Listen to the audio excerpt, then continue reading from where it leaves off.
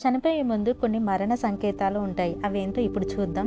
ముందుగా ఎవరికైనా జీవితంలో మరణం అనేది సహజం. కానీ ఆ సహజానికి ముందు కొన్ని సంకేతాలు ఉంటాయి. అవేంటో ఇప్పుడు తెలుసుకుందాం. ఒక్కొక్క పాయింట్ నేను మీకు ఈ వీడియోలో చెప్తున్నాను.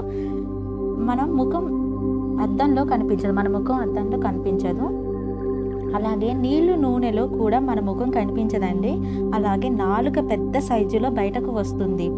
ఇంకొకటి, ఎన్ని రంగులు ఉన్నా అన్ని నల్ల రంగులోనే కనిపిస్తాయి మనకి.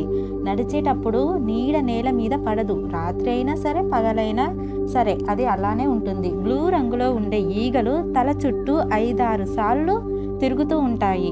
మీకు తెలుసా ఇన్ని సంకేతాలు ఉంటాయి. ఇంకా మరిన్ని సంకేతాలు ఉంటాయి, అవి ఇంకా చెప్తాను.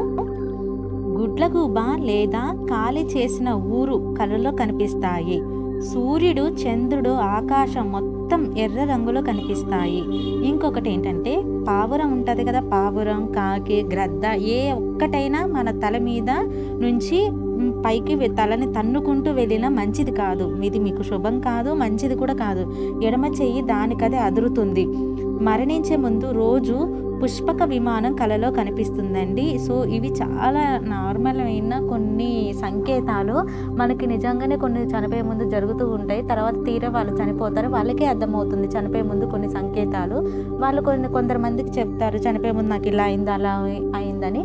కానీ ఆ లోపే కొన్ని రోజుల్లోనే వాళ్ళు మరణిస్తారు. మనకి చాలా బాధ వేస్తుంది. సో మరణం అనేది ఎవ్వరికి వీడకుండా ఉండదు. అందరికీ మరణం అనేది సంభవిస్తుంది. చనిపోయే ముందు రోజు శివపార్వతులు దంపతుల రూపంలో మనల్ని పరామర్శించడానికి వస్తారు.